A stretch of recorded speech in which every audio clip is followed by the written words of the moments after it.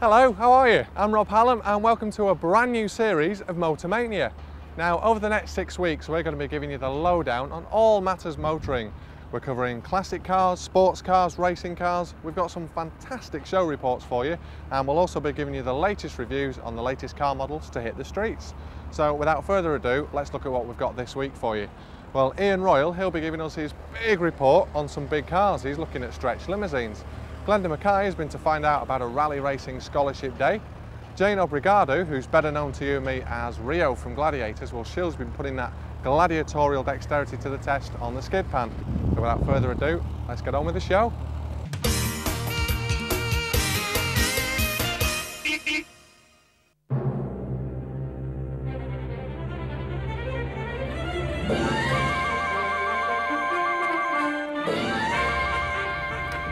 How jealous do you get at, say, an airport as you pull up in your grotty Datsun taxi to see coming up behind you one of these? A huge American stretch limo. You know, white, tinted glass, the whole works.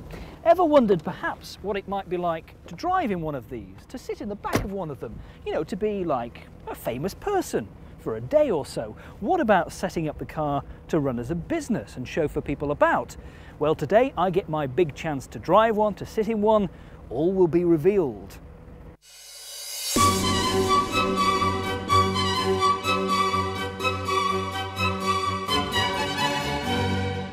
Nick, you've been very successful over the past few years bringing limos into not only this country but across Europe as well. And what do you think makes limos so special?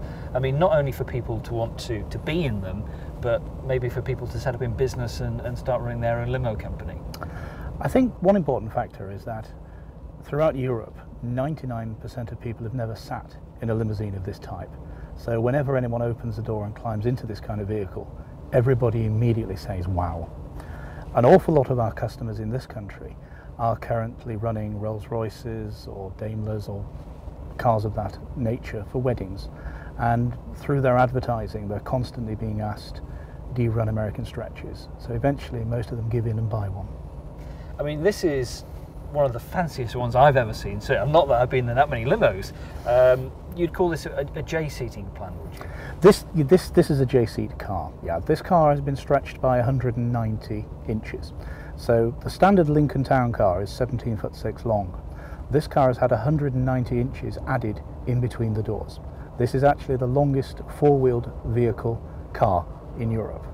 And what sort of price would this cost, you know, if you wanted to buy it? This car we've actually just sold to a company in Bolton for £100,000. £100,000. But I mean, if you want to get in at the lower end of the scale, what can what could you start off with, and how much is it going to cost you to buy? Right. We have limousines in stock all the time from less than £10,000. So between £8,000 and £10,000, you will get a 6-passenger limousine. It won't be as big as this, it won't be as fancy as this, but it will certainly do the job. And are there any special licenses that you need to get started in chauffeuring people about? They are actually a car. They're taxed as a car, they're MOT'd as a car, and they're driven on a normal car driving licence. Now, this has been kitted out with the seating all on one side. You've got glasses and lights, and it's almost like a disco in the back of here. What special features are in this one? This particular car we had designed and built. This car actually has a laser display. It has televisions, it has video, it has computer games. It has ice boxes, lots of decanters, lots of glassware. It's a real party vehicle. Lots of features inside the car. Let's take a look at some of the features that this one's got outside, shall we? Sure. It's got some special lighting down the side. These are called opera lights. When you actually switch the side lights on the vehicle, all of these light up. So we're talking about the stretch, and you say this is 190 inches extra. Now that, if I'm right, starts here, yes, and continues through to the rear door area. If you think about a normal car, you can't fit your fingers between the gaps between the front and back doors. When people talk about the stretch of a limousine, if it's a 100-inch stretch or a 120-inch stretch, or in this case a 190-inch stretch, that's the stretch of the panel that's been put in between the two doors. So the people who build these cars take a Lincoln, cut it in half, add the extra stretch in. What extra strengthening needs to go? Presumably they do need some sort of strengthening. They are massively strengthened underneath and very heavily put together. The cars are actually stretched by coach builders, the majority of whom are approved by the Ford Motor Company. and they stretch them and build them to standards dictated to by Ford.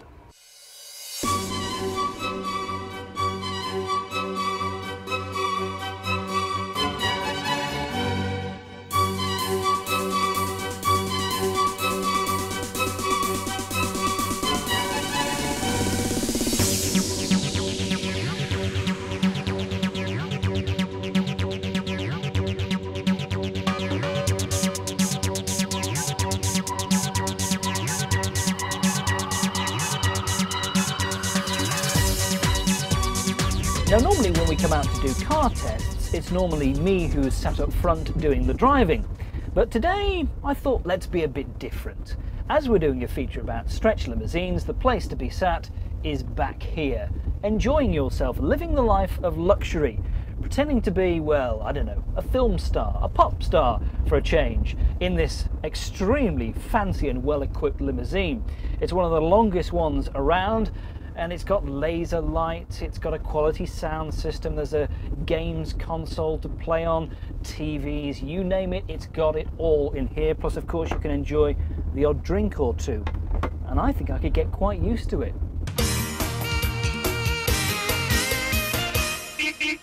Motorsport is generally thought of as a hobby for the rich, but a new form of competition has been set up which is open to anyone who's got £200 and a free day. I'm here at Gainsborough to find out what the Michelin 2000 competition is all about.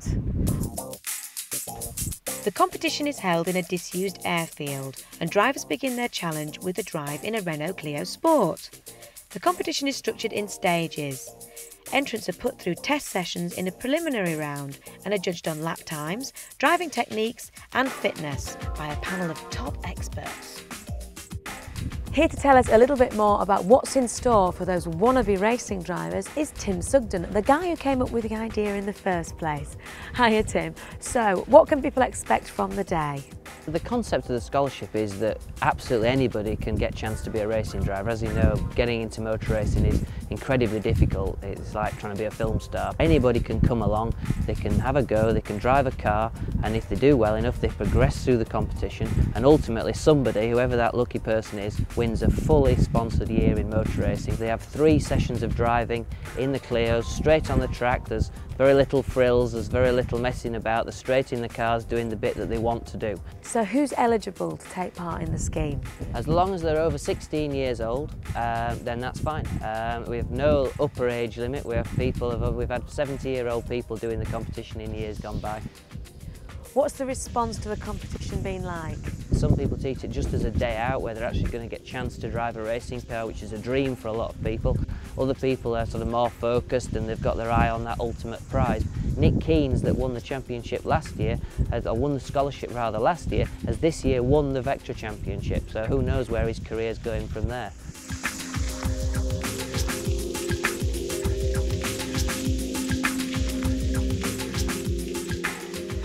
I'm now with Nick Keynes, who actually won the scholarship last year. How did that feel? It was, I don't even think it's sunk in yet, really, to be honest with you. Being back here now, I was just one of the punters last year, and it's an amazing feeling. It's been a great year, actually, it really has. So what do you think the importance of scholarships like this actually is? It's hard to say, I mean, and obviously the unique thing about it is it gives someone like me the chance to go motor racing. And had you had any experience before at all? No, I mean, I was obviously I was a massive enthusiast, but I'd never raced at all. So to go in to have a season of racing paid for nothing, and yeah, to give me a chance to race at all these circuits I've been to as a fan was just amazing. I'm in the position now where if I want to carry on racing, I've got to now, I'm like the rest of them, I've got to raise money. I don't think I'd win it twice in a row, so I wish there were a few more scholarships like this and maybe I could try and win one of those. But no, it's given me a good sort of starting ground. I've had obviously some great help from Tim Sugden and the team, so having the accolade of being a scholarship winner behind you does help you when you're looking for a drive.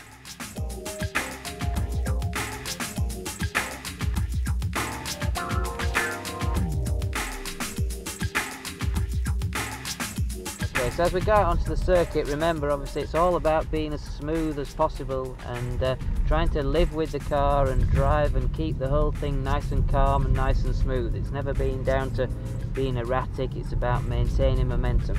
So as we come into this first corner, it's a right-hander, you've got to be across to the left-hand side of the circuit, You want to be down to third gear, down to second gear, and then turn in nice and late, getting as near as you can there to the cone and also to the tyre there, and then letting the car drift across to the right. That's really good, excellent. Back across to the left hand side for the hairpin, up to third, that's good. Now down to second. Stay on the brake as you turn in, just to help the car turn in, and be really patient with the power as you go through here. Feed the power on then, that's good. Into third. Look ahead of yourself as much as you can. What you've got to remember is a car just wants to keep going in a straight line. All the laws of physics tell it that it just wants to keep going in a straight line. It doesn't really want to know about turning left or turning right. So many people drive a car like they hate it. Try and think of the car as a friend and ask it to do things gently. And if you work with the car and you're nice to the car, it'll be nice to you. If you fight it, it'll fight you. Okay. I feel like I'm almost like dancing with the car, you know? It's like you feel everything nice and smoothly and... Well, as long as it's not hip-hop dancing, then we'll be alright. I don't like hip-hop dancing anyway. We want a nice ballroom waltz or something. Tim was fortunate to start his career in karting at the age of 12, and his prize money helped him become British kart champion in 1980 and captain of the British team until 1985. A lot of talent remains undiscovered because of the costs of getting into the sport. It's a catch-22 situation. You can't compete without sponsorship, and sponsors are unwilling to part with the cash unless you can prove your worth. I'm here with Claire now, who is in for this scholarship prize. What do you think your chances are, Claire? Hopefully pretty good. There's a lot of men racing it and they don't reckon I can beat them, but I'm hopefully going to prove them wrong. That's my aim of the day anyway. Well, I've just been speaking to Tim and he says that girls are better learners than boys. I agree with him. That's what I'm here for, to prove it. So what are your aspirations long-term racing driving? Well, I race autocross at the moment and I really like it, but I'd love to go a step further, and circuit racing's the best way. It's not just about going out there and booting it, you've got to treat the car with respect, get the power on at the right times. And Don, you've just got out of the car.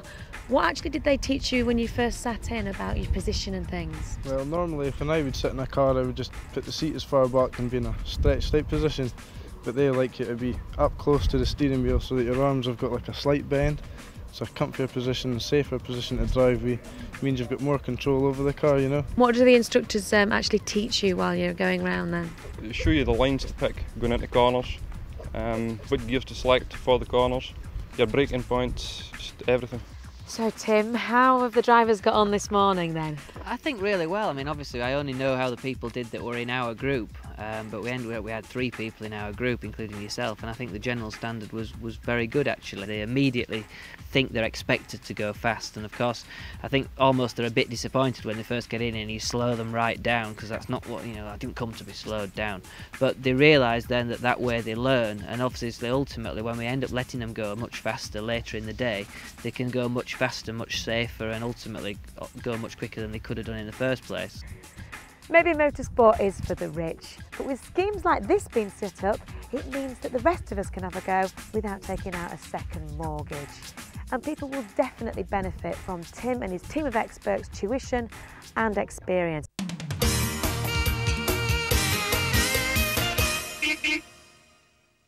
In today's global village, it's encouraging to remember that even cars built for a world market still display many of the characteristics of their country of origin. Take, for instance, the Germans. It's no great surprise that the Germans are good at building cars. After all, they invented it, and ever since, like all good inventors, they've never ceased trying to perfect and improve their design. This is the most important and famous German car of all time, the Volkswagen, the people's car. Designed by Dr. Porsche, it has Bauhaus styling cues, which were another German invention, of course, and it's a revolution. Even today, it's a style icon, an icon of cool, and this particular example is twice the age of its trendy owner. Now, the latest car from Germany to carry this design icon status is the new A2 from Audi, the all-aluminium Super Mini.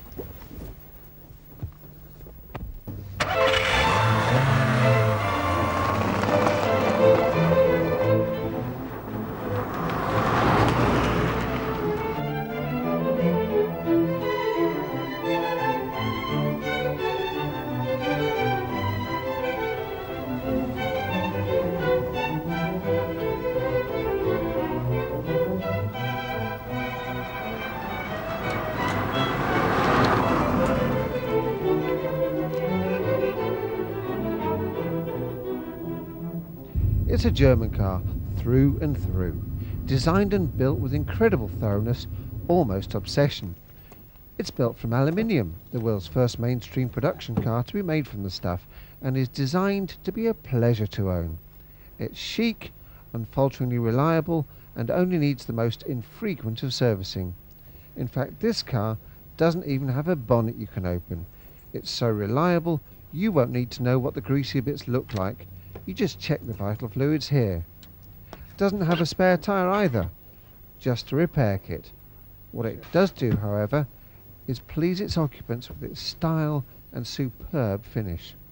It might only be a Super Mini, but it's built to supercar standards, German standards.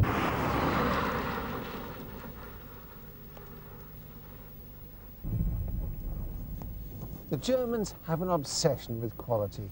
Whatever it is they make, be it fridges, cars or food, they do it properly.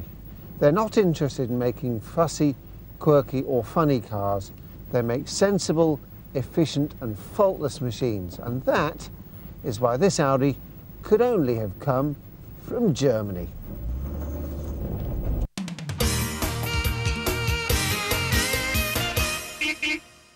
I'm here in sunny Croydon to learn how to drive, but as you can see, it's not normal driving.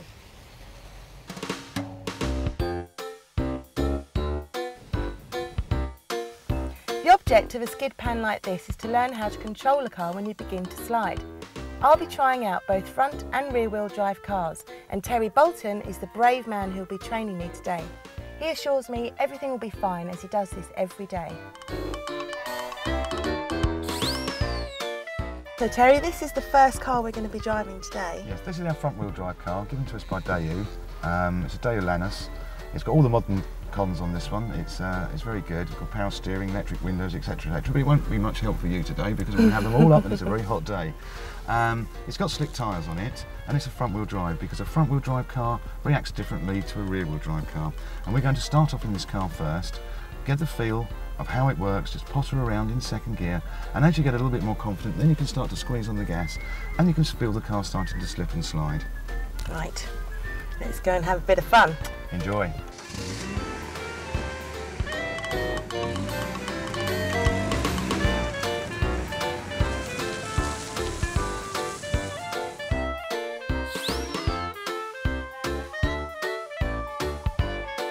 All we do is have a little drive around, off gas now, you'll lose it already. Keeping it tight in towards the left-hand side. And shuffle the wheel. And if you can use your hands opposite one another, because as you can see, already clutch down and gently brake to stop. It's coming that quickly.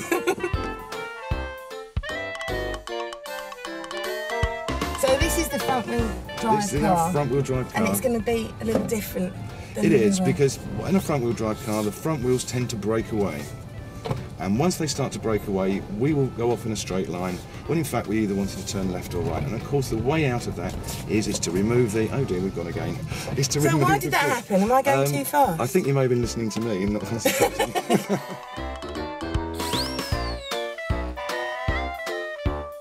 A skid or slide is caused through three things: excessive acceleration, braking, steering, or a combination of all three, all caused by you, the driver.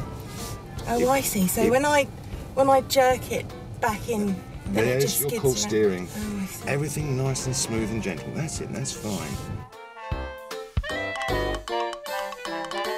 So it's good to see you starting to feed the steering wheel through the hands. That's much, much better.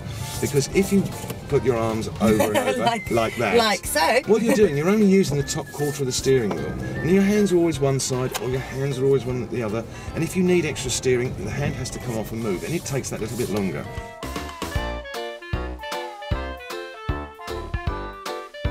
Watch this, Terry. You go Everything for it. you've just taught me is going to come into play right now.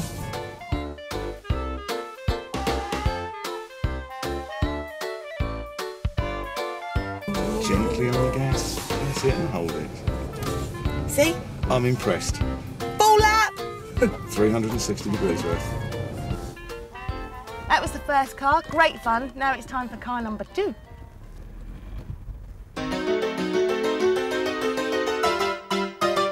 Jane, this is our rear-wheel drive car. It has different characteristics from the front-wheel drive car that you've just been using.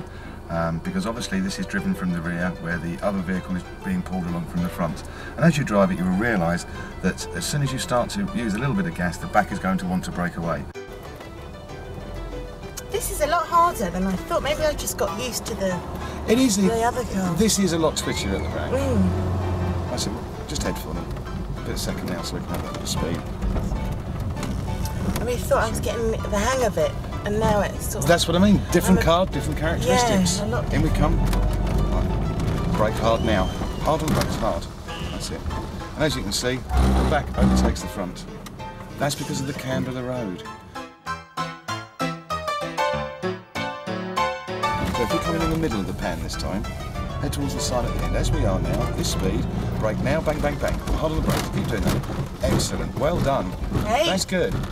Considering that is the first time you've ever done it, that was very, very good indeed. That was very good. Yes, I hate to say, you were very good.